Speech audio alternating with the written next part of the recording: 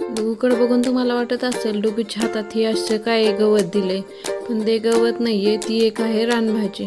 श्री स्वामी समर्थ. कशा आहात सगळे? हो, बरोबर ऐकलं तुम्ही. ही एक रानभाजी आहे. ह्याला ढेसे असं म्हणतात. शेवग्याची शेंगाची भाजी जशी करताना आपण बारीक कट करतो ना, तसं सेम हे कट करायचं. त्यानंतर ते धुवून घ्यायचं.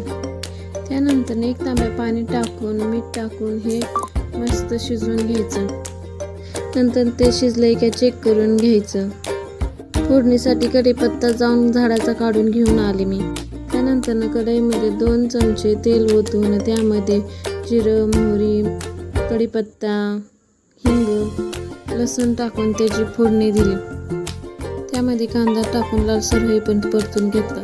नंतर त्यामध्ये हळद, लाल तिखट, धना मसाला, थोडासा चिकन मसाला असं सगळं टाकून परतून घेतले. त्यानंतर शिजवलेले ढेसे त्यात टाकून घेतले. वरून शेंगदाण्याचा कूट टाकून घेतला. तयार झाली आपली मस्त अशी ढेस्याची रानभाजी. आपण शेवग्याची सुकी शेंग जशी करतो ना, तशी सेम पद्धत आहे बघा. तुम्ही ही भाजी कधी खाल्ली आहे का ते कमेंटमध्ये नक्की सांगा. बाय.